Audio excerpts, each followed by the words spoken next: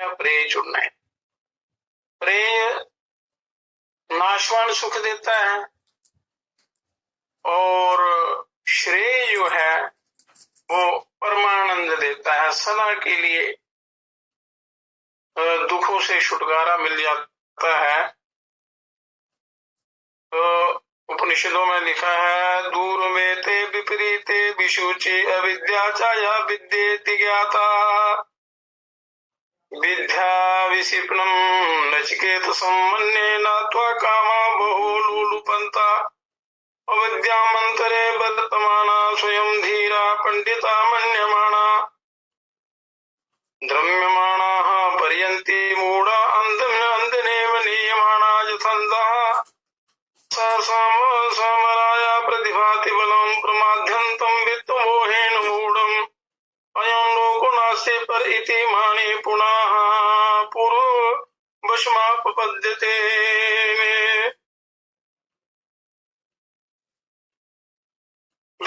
ये दोनों मार्ग एक दूसरे से विपरीत हैं, विपरीत फल देने वाले हैं और ये अविद्या और विद्या नाम से जाने जाते हैं। ये कठोपनिषद में वर्णन आया था। नचिकेता को मैं विद्या का चाहने वाला मानता हूं, क्योंकि उसको नचिकेता को यमराज ने अनेक प्रलोभन दिए, स्वर्ग के भोगों के सुखों के प्रलोभन दिए, पूरी सृष्टि का साम्राज्य देना चाहा पर आत्मज्ञान नहीं देना चाहा। पर नचिकेता अड़े रहे और उनको उन प्रलोभनों का कोई असर नहीं पड़ा, वो आत्मज्ञान में दृढ़ रहे। पर मनुष्य को जरा सा लालच मिल जाए विषयों का तो वो सारा धर्म कर्म छोड़कर संसारिक भोगों की प्राप्ति में लग जाता है। इसलिए उस उपनिषदों का ज्ञान जो है ये विरक्त लोगों को ही समझ में आता है, वही इसको ग्रहण कर सकते हैं। तो यमराज कहते हैं कि हे नचिकेता, तुमको बहुत सी कामनाएं प्रलोभित नहीं करती। अविद्या में पड़े हुए अपने को धीर और विद्वान मानने वाले लोग उल्टे रास्तों पर चलते हैं। मतलब संसार में अनेक प्रकार के रास्ते हैं, शरीर के पोषण के, संसार में विषय भोगों के बड़े रास्ते हैं और लोग उनकी तरफ चलते हैं, अपने कर्तव्य कर्म को भूल जाते हैं। शास्त्रों में मनुष्य के कल्याण के लिए, उसको जीवन चलाने के लिए अनेक प्रकार के विधि विधान बनाए हैं, पर मनुष्य उनको भी त्याग कर विश्व भोगों की प्राप्ति के मार्ग में लग जाते हैं, उससे इनका कल्याण नहीं होता। और वे मूढ़ अनेक अंधे के द्वारा ले जाए जाने वाले अंधे की भांति भटकते रहते हैं। मतलब जो संसारिक वासनाओं के भोगों के प्रति आसक्त होते हैं, तो जैसे एक अंधा दूसरे अंधे को रास्ता दिखाता है, रास्ता मिलता नहीं है, दोनों भटक जाते हैं। वही स्थिति विषय वासना से युक्त लोगों की होती है। धन के मोह से मूढ़ प्रमाद पूर्ण ज्ञान रहित पुरुष को परलोक की बात पसंद नहीं आती। मतलब अच्छी बात, ज्ञान की बात या आत्मज्ञान की बात जो विश्व में आसक्त हैं उनको समझ में नहीं आती है। तो उनको पहले अपने शरीर के जो नियम है, जो संसार में आचार है, विचार है, व्यवहार है, अपने कर्तव्य का बोध इसको हो, अंतःकरण की शुद्धि के जो उपाय हैं उनका अनुसरण करे, उसके बाद जाकर ये कहीं आत्मज्ञान की बात समझ में आती है। और आत्मज्ञान के बिना कल्याण नहीं होता। यही लोग हैं, परलोक कुछ नहीं है। और ऐसा मानने वाला बार बार मृत्यु के वश में आता है। अब ईशोपनिषद के मंत्रों में भी लिखा है, उन्होंने कहा है विद्यांच यस्त वेदो मया सह अविद्याया मृत्यु बुद्ध्वा विद्यामृतमश्नुते। यो विद्या और अविद्या इन दोनों को साथ साथ जानता है, वह अविद्या से मृत्यु को उतरकर ज्ञान से अमरता को प्राप्त कर लेता है। तो संसार का भी ज्ञान रखता है, विद्या का भी अविद्या का भी, और ब्रह्म ज्ञान की भी प्राप्ति करता है, उसका भी अभ्यास करता है। तो अविद्या के नाशवान फल को त्याग कर विद्या के अमर फल को प्राप्त करता है, इस मृत्यु लोक से तर जाता है। इसलिए संसार के ज्ञान के साथ साथ अपने ब्रह्म ज्ञान की प्राप्ति करनी है और संसारिक कामों में उलझना नहीं, भटकना नहीं, आत्मोन्नति की तरफ चलना है। और कैसे चलना है कि हमारे संसार के जो नित्य नैमित्तिक कर्म है, पुरुष का क्या धर्म है, स्त्री का क्या धर्म है, बच्चों का क्या धर्म है, अलग अलग रिश्तों का क्या धर्म है, अधर्म धर्म की जानकारी करके अच्छी प्रकार करने योग्य कर्तव्य जो है वो करने चाहिए। उसे अंतःकरण को शुद्ध करता हुआ मनुष्य ब्रह्म ज्ञान की तरफ चले तो हर कल्याण पथ के पथिक का, और जो कल्याण के रास्ते पर चलना चाहते हैं उसका उद्देश्य श्रेय होना चाहिए। श्रेय मतलब कल्याण का रास्ता होना चाहिए। जीवन में अगर जीवन मिला है तो ये जीवन सुखी बने, पवित्र बने, आत्मज्ञान की प्राप्ति हो, ऐसा उपाय करना चाहिए, उसको श्रेय कहते हैं। और प्रेय का इस प्रकार उपयोग करना चाहिए कि वह श्रेय का साधन बन जाए। मतलब सांसारिक वस्तुओं का ऐसे ढंग से उपयोग करना ज्ञान विज्ञान युक्त, ताकि वो कल्याण का सहायक बन जाए। सांसारिक वस्तुएं कल्याण की सहायक बन जाएं, उनकी सहायता से मनुष्य ईश्वर की प्राप्ति कर ले। क्योंकि शरीर भी नाशवान है, तो नाशवान वस्तुओं का सदुपयोग करते हुए अपने कल्याण की तरफ चलना है। उसमें दृढ़ निश्चय होना चाहिए। आलस और प्रमाद का त्याग करना चाहिए, क्योंकि आलस और प्रमाद ये बड़े भयंकर दुखदाई असुर हैं जो जीवन का पतन कर देते हैं। जिस मनुष्य को हरिद्वार जाना है तो उसे अपने उद्देश्य की पूर्ति के लिए इतना सा धन चाहिए जिससे उसका मार्ग व्यय आदि सध जाए। जरूरत के मुताबिक आपको साधन चाहिए। उससे ज्यादा यदि आप संग्रह करेंगे या इच्छा करेंगे तो वो पतन का कारण बन जाते हैं। यदि वह अपने समस्त को साथ लेकर हरिद्वार जाना चाहेगा तो वह उसके उद्देश्य की पूर्ति का बाधक ही होगा। सारे विषयों को साथ लेकर आप ब्रह्म की प्राप्ति करना चाहेंगे तो उसकी प्राप्ति नहीं होगी, फंसे रहेंगे आप विषय भोगों में, उनके भार से लद जाएंगे, ब्रह्म प्राप्ति का वो ज्ञान आप ग्रहण नहीं कर सकेंगे। तो जितनी इनकी जरूरत हो, आवश्यकता हो, और धर्म पूर्वक उनका सदुपयोग करते हुए ईश्वर की तरफ आपने जाना है। उसे अपने सारे आराम के प्रलोभनों को त्याग कर उद्देश्य की ओर अग्रसर होना चाहिए, जो अपने कल्याण की इच्छा रखता है। इसी प्रकार जीव को श्रेय मार्ग के अनुसरण में धन संग्रह इत्यादि संसारिक उन्नति के मार्ग को केवल साधन समझना चाहिए। संसारिक जो उन्नति है कि जिससे आपका शरीर निर्वाह हो जाए और भजन करने में कोई बाधा ना आए, अपने कल्याण के रास्ते में कोई बिगड़ ना पड़े। ये प्रिय वस्तुएं जहाँ साध्य हुई कि मनुष्य अपने मार्ग से च्युत हो। अगर संसारिक भोगों के जो साधन हैं उनकी ओर आपका ध्यान चला गया, जैसे मनुष्य दिन रात मशीन की तरह धन कमाने में लगा हुआ है, वो धन कमाते कमाते शरीर का क्षय हो जाता है और शत्रु घेर लेते हैं, काम क्रोध लोभ मोह और अपने वो जो कल्याण का रास्ता है उससे भड़क जाता है, घिर जाता है। तो उससे बचने के लिए मनुष्य को सावधान रहना चाहिए, ध्यान रखना चाहिए। सावधानी ही ध्यान कहलाता है। तो बिल्कुल सचेत हो जाना चाहिए कि कहीं ये सांसारिक विषय मेरा हरण ना कर जाए।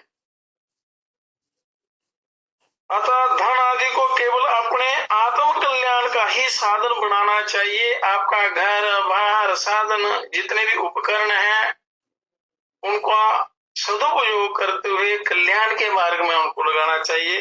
वो युक्ति शास्त्रों में दी हुई है, पर मनुष्य उनकी अनदेखी करके अपने मन की बात मानकर मनमाना आचरण करके विषयों के वश में आ जाता है, ठगों के वश में आ जाता है। ये जितने विषय भोग हैं ये लुटेरे हैं, तो लुटेरों के चक्र प्रलोभन में आकर ठगा जाता है।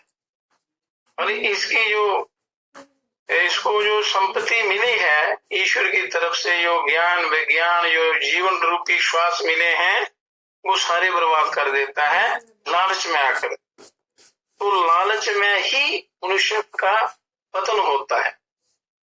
जो लोग विश्व भोग की दृष्टि से केवल संसारिक उन्नति को अपना लाभ बना लेते हैं और केवल श्रेय की चिंता नहीं करते, विषय भोगों की वस्तुओं को ही लक्ष्य बना लेते हैं, वे दुखों को अत्यंत निवृत्ति रूप मानव जीवन के यथार्थ ध्येय से च्युत हो जाते हैं। जो उसका कल्याण का रास्ता है, जो परमानंद की प्राप्ति का मार्ग है, वहां से ये घिर जाता है और इतना पवित्र जन्म जो है वो उसको हार जाता है। और होश आता है पर समय निकल जाता है। तो इसलिए समय जो है इसका पूरा ख्याल रखना चाहिए और इसको व्यर्थ नहीं जाने देना चाहिए, क्योंकि समय किसी का इंतजार नहीं करता। बीता हुआ समय वापस नहीं आता। बात जवान से तीर कमान से आत्मा शरीर से निकल जाए तो ये कभी भी वापस नहीं आते। तो इसलिए सोच समझकर बुद्धि पूर्वक मनुष्य को चलना चाहिए। तो इसमें श्रेय की बुद्धि कैसे आती है कि वो आप जो आहार लेते हैं वो बिल्कुल शुद्ध सात्विक पवित्र होना चाहिए। तो आपकी बुद्धि जो है वो निश्चयात्मक होगी, पवित्र बुद्धि होगी, कल्याण की तरफ ले चलेगी। और तमोगुणी राजसी तमोगुणी भोजन करने से बुद्धि मलिन हो जाती है तो वो पतन की तरफ ले जाती। तो गृहस्थाश्रम ही सारे आश्रमों की उत्पत्ति का स्थान है, बहुत बड़ा गृहस्थ आश्रम है। तो गृहस्थ आश्रम जो है वो गृहस्थ धर्म के बड़े नियम दिए हैं शास्त्रों में, उनको अच्छी प्रकार जानकर उनका पूरी अच्छी प्रकार अनुसरण करना है कि हर व्यक्ति के क्या क्या कर्तव्य हैं, क्या धर्म है, उनका यथावत पालन करना चाहिए। जो शास्त्रों में दिया हुआ है उससे अंतःकरण की पवित्रता होती है। जो विश्व के साधन हैं उनको कल्याण के साधन में लगाना है, विश्व भोगों में नहीं। उनमें लगाएंगे तो पतन हो जाएगा, जन्म मरण रूप फल आपको मिलेगा। तो इसलिए आत्म कल्याण की तरफ ही आपको चलना चाहिए। ये शास्त्र जो परिपूर्ण ब्रह्म का अवतार प्रभु श्री राम जी, कृष्ण जी, जितने भी अवतार हुए हैं वो अवतार भी मनुष्य के कल्याण के लिए ही लेते हैं और लीला करके मनुष्य को लीला में ही उनका उद्धार कर देते हैं। उद्धार के जो नियम हैं, बातें हैं, जो मनुष्य उनकी आज्ञा का पालन करता है उसका उद्धार हो जाता है। तो इस संबंध में एक शिक्षाप्रद कहानी है कि एक युवक भावावेश में आत्मज्ञान प्राप्त करने की इच्छा के गुरु के पास आया, क्योंकि आत्मज्ञान गुरुओं से ही मिलता है। आप जितनी मर्जी किताबें पढ़ लो, जितनी बार पढ़ो, और उससे वो ज्ञान नहीं मिलेगा। जब तक ब्रह्मनिष्ठ सदाचारी तपोनिष्ठ और जिसने ईश्वर का साक्षात्कार किया है ऐसा कोई सिद्ध पुरुष वो अगर बताए तो फिर बात समझ में आती है। तो बार बार सुनना चाहिए। बार बार सुनने से क्या होता है, ये बातें अंदर पक्की हो जाती हैं, दृढ़ता हो जाती है। जैसे मनुष्य बार बार विषयों का चिंतन करता है, संसारिक वस्तुओं का चिंतन करता है, तो विषय भोग अंदर पक्के हो जाते हैं, वो छूटते नहीं, कई जन्मों तक वो पीछा नहीं छोड़ते। उसी प्रकार यदि आप सत्संग का अभ्यास करेंगे, शास्त्रों का श्रवण करेंगे, ईश्वर की चर्चा करेंगे, तो वो आपके अंदर जो सात्विक बुद्धि है वो पक्की हो जाएगी, वो संस्कार, पवित्र संस्कार आपके अंदर दृढ़ हो जाएंगे, फिर वो कभी नहीं निकलेंगे, वो कल्याण करके ही छोड़ते हैं, कल्याण की तरफ ले जाते हैं। इसलिए अच्छे मार्ग को ही आपने अपनाना है, नहीं तो ये जीवन व्यर्थ चला जाएगा। अब गुरु ने उसको अनधिकारी समझकर उपदेश नहीं दिया, उन्होंने सोचा कि इसके अंदर अभी संस्कार नहीं है, उपदेश नहीं दिया, परंतु वह आग्रह करता ही रहा, अभ्यास करता रहा। एक दिन उसे साथ लेकर गुरुदेव घूमने चले गए और रास्ते में कुछ ही दूरी पर एक गांव दिखाई दिया। गुरुजी को प्यास लगी तो जू को गांव से पानी लाने चला गया। कुएं पर एक सुंदरी युवती पानी भर रही थी। विषय किस प्रकार मनुष्य को भ्रमित कर देते हैं, ये गुरु उसकी परीक्षा ले रहे थे शिष्य की।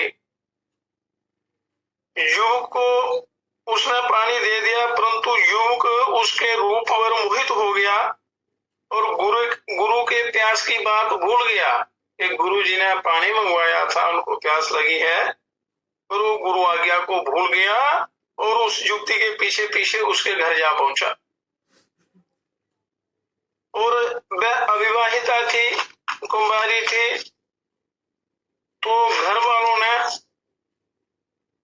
उसको उसके योग्य समझकर उसका विवाह उस युवक के साथ कर दिया, कन्या का। विवाह के बाद वह गृहस्थ बनकर वहीं रहने लगा और वो भूल गया कि गुरुजी ने मुझे पानी लेने के लिए भेजा है।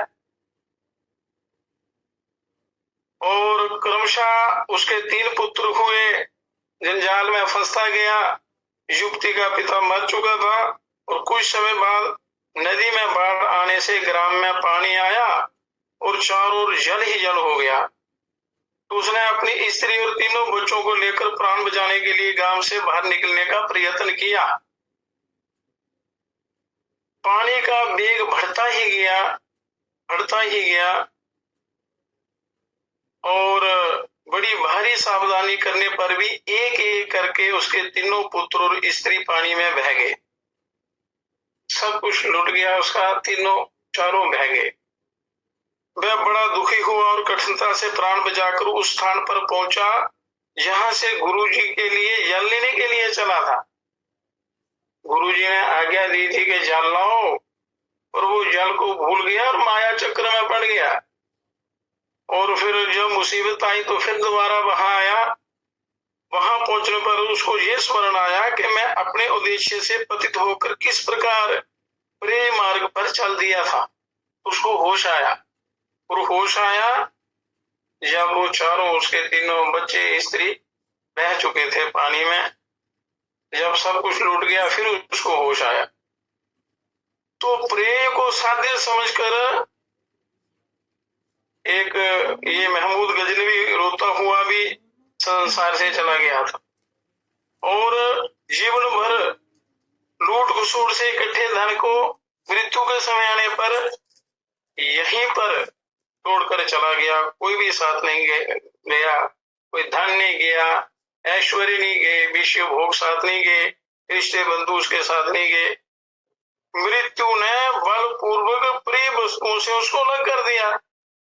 अगर मनुष्य पहले ही छोड़ दे और कल्याण के मार्ग को अपना ले तो उसका कुछ भी पतन नहीं होता, कल्याण हो जाता है। इधर कनाद ऋषि के कटे हुए खेत से कण कण अन्न बीन कर जीवन निर्वाह करते थे। जब राजा धन की भेंट लेकर जाते तो वो कहते थे कि दरिद्रों को बांट दो, मुझे धन फल की आवश्यकता नहीं है। प्रेय को त्याग कर श्रेय का इससे अनुपम उदाहरण क्या होगा कि कन्नाद ऋषि वैशेषिक दर्शन के रचयिता बन गए। शास्त्रों में एक वैशेषिक दर्शन है, बड़े ज्ञान विज्ञान युक्त बातें हैं उनमें, तो अपने शास्त्रों का भी ज्ञान होना चाहिए मनुष्य को। ये हमारे कल्याण के लिए वेद शास्त्र उपनिषद पुराण इत्यादि गीता ये शास्त्र भरे पड़े हैं, पूरी क्या जानकारी हो और फिर उसका स्वाध्याय हो, महापुरुषों से उसका ज्ञान सुनकर उसको धारण करके अपने जीवन में उतारना चाहिए तो कल्याण होता है।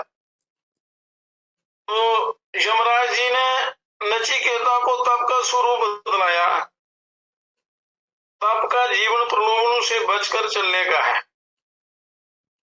जीवन के जो प्रलोभन हैं वो मार देते हैं, जीवन को नष्ट कर देते हैं, और तप जो है वो उनसे बचा लेता है और ईश्वर की प्राप्ति करा देता है।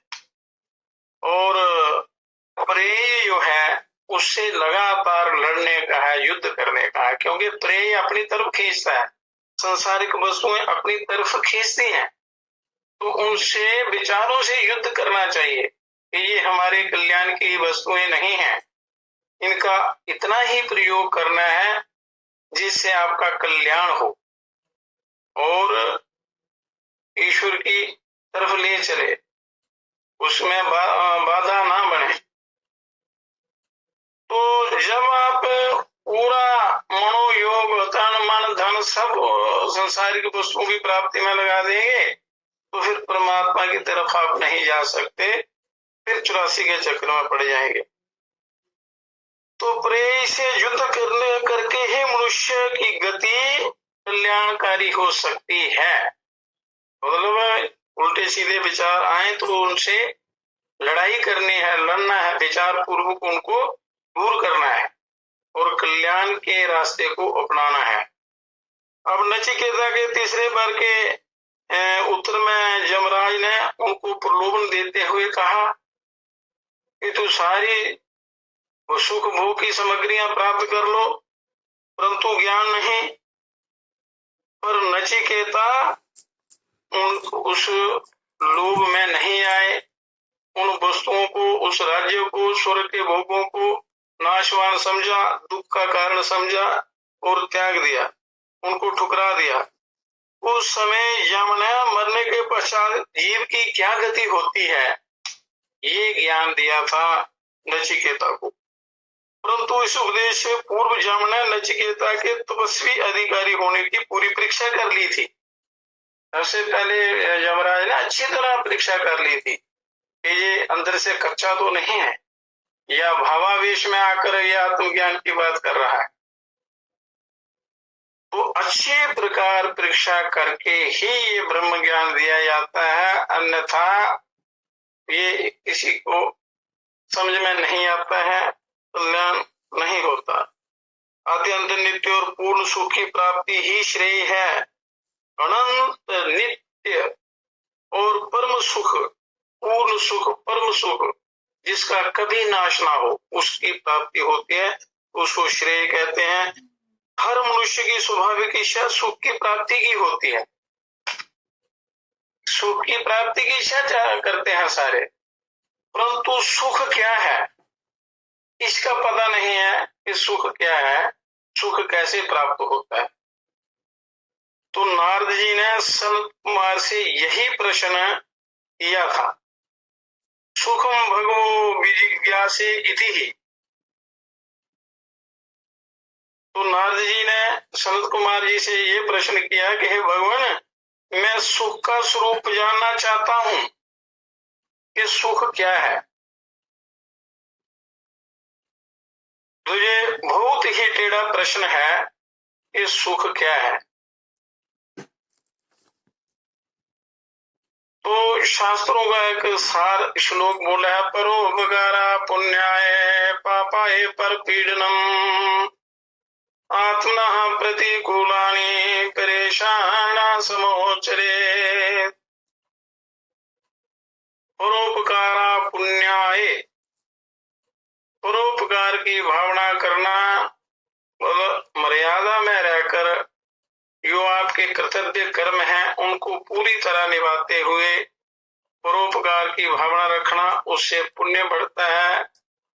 पापाय परपीड़नम, किसी का मन मानने कर्म से किसी की हिंसा करना या किसी को दुख देना, कष्ट पहुंचाना, किसी का अनिष्ट सोचना, राग द्वेष करना, पापाय परपीड़नम, ये पाप है और ये दूसरों को दुख देने से पाप होता है, यो नरक का साथी है, नरकों में ले जाता है। परोपकार मनुष्य का कल्याण कर देता है, ऊंचे लोकों में ले जाता है। आत्मा प्रतिकूलानि परेशान समाचरेत, जो व्यवहार, हर गलत व्यवहार हर व्यक्ति को बुरा लगता है, और जो व्यवहार अपने को बुरा लगे ऐसा व्यवहार दूसरे के साथ कभी नहीं करना चाहिए। तो व्यवहार शुद्धि हो तभी अंतःकरण निर्मल होता है, फिर मनुष्य कल्याण का अधिकारी होता है। ये नहीं है कि आप कर्तव्य कर्म को छोड़ दो और ब्रह्म ज्ञानी बन जाओ तो कल्याण नहीं होता।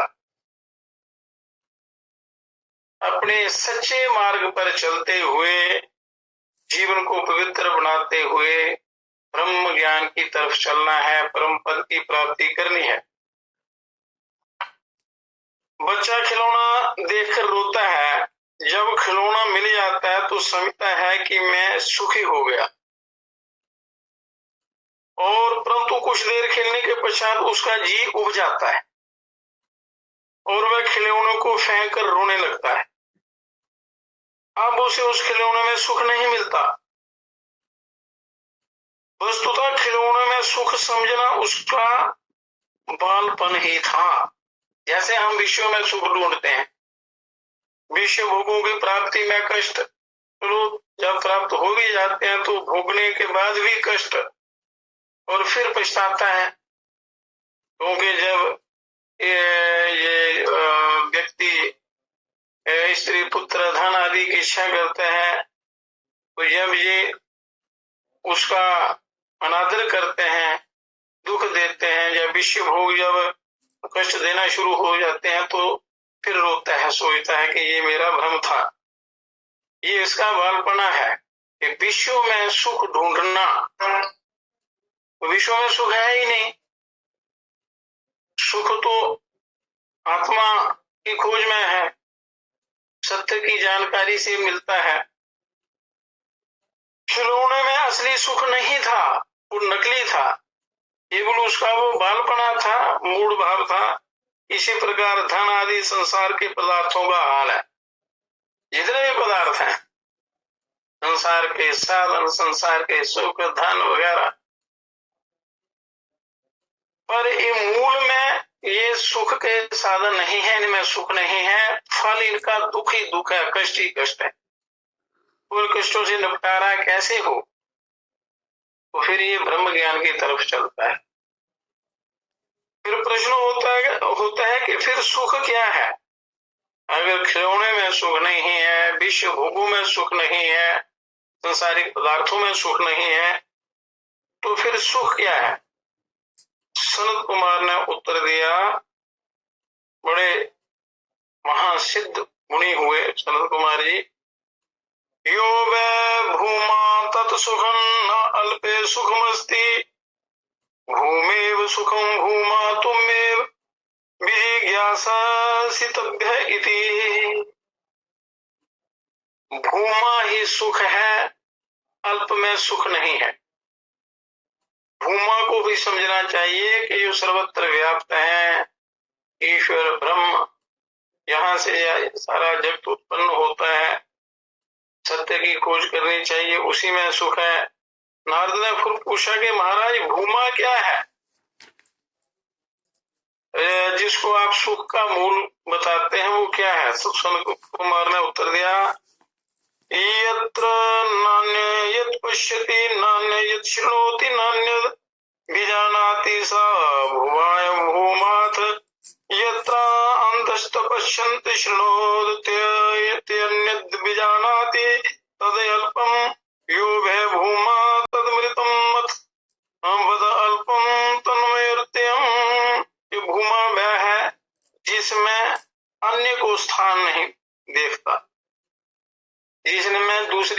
नहीं देखता, एक ही ब्रह्म तत्व को देखता है, अन्य को नहीं सुनता, अन्य को नहीं जानता। वह अल्प है। जहां अन्य को देखता है, अन्य को सुनता है, अन्य को जानता है, भूमा ही अमृत है, अल्प ही दुख है। भूमा वो परिपूर्ण ब्रह्म, उनकी जानकारी जो सब सब सारे संसार की विश्व की उत्पत्ति का कारण है। और अन्य क्या है? यह संसार है, विषय भोग है। इनमें जो सुख देखता है, वास्तव में सुख है नहीं, दुख है, अल्प में दुख है। ये अल्प जो नाशवान वस्तुएं हैं, इनमें दुख है। संसार में दो प्रकार की मनोवृत्तियों के मनुष्य हैं। एक मनोवृत्ति के आधार पर ही मनुष्य की गति होती है। एक तो वह है जो अस्थिर वस्तुओं में सुख देखते हैं। अस्थिर मतलब नाशवान वस्तुओं में, संसारिक वस्तुओं में, जितने विषय भोग हैं, जितने संसारिक पदार्थ हैं, इनमें सुख देखता है। दूसरे वह जो विवेक के द्वारा अनित्य पदार्थों की निसारता और दुख परिणामता को देखकर नित्य अखंड सुख रूप परमात्मा को चाहते हैं। एक तो वो वह है जो संसारिक भोगों में सुख देखते हैं, विश्व भोगों के आनंद में ही सुख मानते हैं। और दूसरे वह है जो इन विश्वों की दुख परिणामता को देखकर इनका त्याग करके ईश्वर की प्राप्ति को ही परम सुख का कारण मानते हैं। जो लोग अनित्य पदार्थों में सुख मानते हैं, उनको कभी स्थायी सुख नहीं मिल सकता। अनित्य पदार्थ क्या है? जो नाशवान है, जिनका कोई अस्तित्व नहीं है, जिनका कोई आधार नहीं है, और जो मनुष्यों को भी पतन की तरफ ले जाते हैं। और सुख के बाद दुख आ जाता है। विश्व भोगों में भोगने के बाद क्या है? धन कमाने में दुख। जब धन आता है थोड़ा सुख मिलता है, जब चला जाता है तो फिर दुख। इस प्रकार जो संसार में जितने रिश्ते बंधु हैं, संबंध बनाता है, उस समय बड़ा अपने आप को सुखी अनुभव करता है। जब वियोग होता है तो दुख। इस योग वियोग के चक्र में सुखी दुखी होता रहता है। ये है संसारिक पदार्थों से संबंध जोड़ने का फल। और जब परमात्मा से संबंध जोड़ता है तो उसको नित्यानंद की अनुभूति होती है। तो ये सारी बुद्धि कहाँ से आती है? सिद्ध महागुरुओं के पास जाकर विनम्र विनीत भाव से अपने श्रेय की प्राप्ति की कामना करनी चाहिए। तो ये सिद्ध महायोगी लोग कृपा करके उसका उद्धार कर देते हैं। पर वो आपके अंदर वो पवित्रता, आपका कर्म, आपकी भावना पवित्र होनी चाहिए। श्रद्धा, भक्ति, प्रेम, समर्पण, ईश्वरीय प्रेम, वासना युक्त प्रेम नहीं। जो वासना होती है वो प्रेम नहीं होता है, वो पतन का कारण होता है। प्रेम ईश्वरीय प्रेम, आत्मा का जो प्रेम है, ईश्वर के साथ नित्य संबंध जो है, वो सच्चा शुद्ध ईश्वरीय प्रेम जो है वो कल्याण का साथी है, कल्याण कर सकता है। संसार में संसारी पदार्थों से सुख प्राप्ति की आशा इसी प्रकार है। इसमें एक के बाद दूसरी, दूसरी के बाद तीसरी, इस तरह सुख प्राप्त करने वाली वस्तुओं की खोज होती रहती है, चलता रहता है क्रम। अनेक प्रकार के साधन उपलब्ध हो जाते हैं सुख के, पर आत्म सुख की प्राप्ति की खोज कोई नहीं करता। अभी एक पुरुष 1000 रुपयों की प्राप्ति में सुख समझता है, उसकी प्राप्ति पर 10,000 में सुख समझता है, और होते होते लाखों करोड़ों के पश्चात भी सुख नहीं होता। जैसे जैसे धन की इच्छा तृष्णा बढ़ती जाती है, उनके लिए उल्टे सीधे कर्म करता है। जब धन को आ जाता है तब भी उसकी कोई सुख शांति नहीं मिलती। उसका कर्म बिगड़ जाता है, स्वभाव बिगड़ जाता है, आदतें बिगड़ जाती हैं और पतन का कारण बन जाती है। तृष्णा बढ़ती जाती है, इसका पेट नहीं भरता, और पेट भरने के चक्कर में ये पेट फट जाता है, मतलब पतन हो जाता है, जीवन चला जाता है, इसको शांति नहीं मिलती। एक मनुष्य सुस्वादु भोजन का आनंद ले रहा है, इतने में ही उसे अपने युवक पुत्र की मृत्यु का समाचार मिलता है। अब उसे भोजन में कोई आनंद नहीं रहता। अगर उसमें सच्चा आनंद होता तो उससे वियुक्त नहीं होता। यही अल्प है, अल्प सुख है। भोजन करते करते कोई मृत्यु की सूचना मिल जाए तो भोजन छोड़ देता, दुखी हो जाता, आनंद उसी समय समाप्त हो जाता। इसको अल्प कहते हैं। और भूमा में पहुंचकर सुख क्षणिक नहीं होता, वो अनंत सुख मिलता है। असली मार्ग जब आपको मिलता है तो उसमें अनंत सुख मिलता है, जिसका कभी अंत नहीं होता। वहां किसी भी अन्य वस्तु की प्राप्ति का मनोरथ सुख का हेतु नहीं रह जाता। सारी वस्तुएं जहां से उत्पन्न होती हैं वही मूल कारण आपको मिल गया तो उसमें फिर दुख का लेश मात्र भी नहीं है, सुख ही सुख है। वह सुख किसी अन्य वस्तु से बाधित नहीं होता। कोई भी वस्तु संसार की उस आत्मानंद से दूर नहीं कर सकती। भूमा में ही सतत शांति है, भूमा ही श्रेय है और अल्प ही प्रेय है। भूमा है जो सदा रहने वाला नित्य शाश्वत परिपूर्ण ब्रह्म परमात्मा। अब नारद जी ने प्रश्न किया कि जिस भूमा में मनुष्य को सच्चा सुख मिलता है वो भूमा किसके सहारे है? अब सनत कुमार ने उत्तर दिया कि भूमा अपनी महिमा में ठहरा हुआ है, वो अपनी महिमा में ही स्थित है। जो भी कह सकते हैं वे किसके आश्रय नहीं है, किसी के भी आश्रय नहीं है। संसार में गौ घोड़े हाथी सेना नौकर आदि के अर्थ में ही महिमा ले लेते हैं संसारी लोग, परंतु ये एक दूसरे के ऊपर प्रतिष्ठित हैं। ये महिमा कैसी? भूमा अपने में ही प्रतिष्ठित है, भूमा ही अमृत है कि वो ईश्वर ही परम पद ही अमृत है। ये संसारिक चीजें एक दूसरे पर आश्रित हैं, परंतु जो ईश्वर परिपूर्ण ब्रह्म है, जो आत्मानंद है, वो अपने में ही स्थित होता है। उसका कोई पार पल्ला नहीं है, कोई दूसरी वस्तु वहां नहीं है उसके ऊपर। वो स्वयं ही सब कुछ है, सर्वसमर्थ है। अब सनत कुमार जी कहते हैं कि भूमा स्वयं अपना आधार है, वही नीचे है, वही ऊपर है और वही पीछे है, वही आगे है, वही दाएं है, वही बाएं है, सर्वत्र हर तरफ दशों दिशाओं में वही है, वही सब कुछ है। अब यदि इस भूमा को मैं कहकर पुकारो तो ऐसा कहेंगे कि मैं ही नीचे हूं, मैं ही ऊपर हूं, मैं ही पीछे हूं, मैं ही आगे हूं, मैं ही दाएं हूं, मैं ही बाएं हूं, मैं ही सब कुछ हूं। ये अगले उपनिषदों में इसका बड़ा विस्तृत वर्णन आएगा आगे, तो वहां ये बताएंगे। अब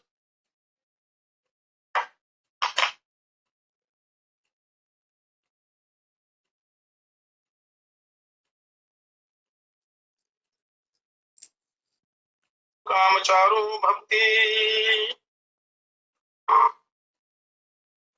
संस्कृत के उच्चारण में भी स्वास्थ्य लाभ मिलता है, शरीर के अंदर के शक्ति केंद्र खुलते हैं, बोलने से भी और सुनने वालों का भी कल्याण होता है। इसलिए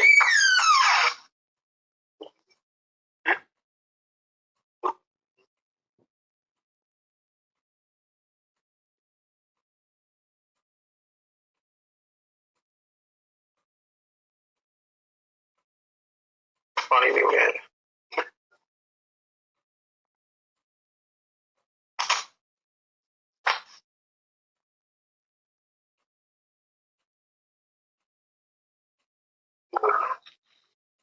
तो अब यदि उसको आत्मा कहकर पुकारे तो कहेंगे कि आत्मा ही नीचे है, आत्मा ही ऊपर है। जब अपने स्वरूप की अनुभूति होती है, आत्मज्ञान होता है, अपने आप को मनुष्य जानता है तो कहते हैं आत्मा ही नीचे है, आत्मा ही ऊपर है, आत्मा ही पीछे है, आत्मा ही आगे है, आत्मा ही दाएं है, आत्मा ही बाएं है, आत्मा ही सब कुछ है। जो इस प्रकार जानता है वह अपने में ही रमण करता है, यही भूमा है। अपने में ही खेलता है, अपने आप में ही रहता है, अपने ही साथ आप रहता है, अपने में ही आनंद लेता है। वही स्वराट है, सब लोगों में उसकी कामना पूरी होती है, परंतु जो लोग उसके विपरीत भावना रखते हैं उनका किया कराया नाश को प्राप्त होता है।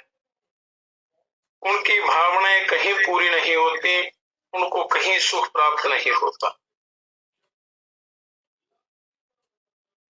तो उस आत्म तत्व की प्राप्ति के लिए पहले आपको उन नियमों का पालन करना है जो शरीर शुद्धि के आत्मोन्नति के मार्ग बताए हुए हैं। गृहस्थ में रहते हुए गृहस्थोचित धर्म का पूरा पालन करना। हर व्यक्ति का उसके पदानुसार उसका क्या क्या कर्तव्य है, उसका पूरी विधि विधान से उसका पालन करना चाहिए। कोई कमी रह गई तो फिर नुकसान होता है, आत्मज्ञान की प्राप्ति नहीं हो सकती। पूरी सावधानी से अपने कल्याण की तरफ चलना है। यह भूमा श्रेय आत्मा शब्दों से एक ही तात्पर्य है, इनमें से एक ही तात्पर्य है, पर्यायवाची शब्द हैं। प्राकृतिक जगत को अपने कार्य का ध्येय बनाना अल्पता है। सांसारिक जगत को जहाँ जो वस्तु हैं उनको अपना ध्येय बनाना या सांसारिक सुख को ध्येय बनाना ये अल्पता है। तो अल्पता जो है पूर्ण सुख नहीं दे सकता है, प्रिय है। और आत्मा को ध्येय बनाना भूमापन है, उसको श्रेय कहते हैं। इसलिए आत्मा को ही ध्येय बनाना चाहिए। सांसारिक वस्तुओं का बड़ी युक्ति से उनका उपयोग करते हुए आत्मा को प्राप्त करना है, आत्मानुसंधान करना है अपना, तो उसको श्रेय मार्ग कहते हैं। इन दोनों का समन्वय करते हुए आत्मोन्नति करने का उदाहरण विदेहराज महाराजा जनक जी का जीवन है। जनक जी जीवन मुक्त थे, जिन जीवन मुक्त जीव जीते जी ही उन्होंने अपने आप को अपने आप का उद्धार कर दिया था, विधेय हो गए थे, विदेहराज बन गए थे। बृहदारण्यक उपनिषद में यज्ञपालक ऋषि ने मैत्रेय जी को उपदेश देते हुए कहा है, ये कथा आगे आएगी। उन्होंने क्या उपदेश दिया था? नाबा अरे पत्यु कामाया पति प्रियो भक्ति, आत्मनस्तु कामाय पति प्रियो भक्ति, नाबा अरे जयाय कामाय जया प्रिया भक्ति, आत्मनस्तु कामाय जाया प्रिया भक्ति, नाभा अरे सर्वस्य कामाय सर्वं प्रियं भक्ति, आत्मनस्तु कामाय सर्वं प्रियं भक्ति, आत्मा वा अरे द्रष्टव्या श्रोतव्यो मंतव्यो निधिध्यासितव्यो मैत्री आत्मनि खलु अरे दृष्टे श्रुते मते विज्ञाते इदं सर्वं विदितम्।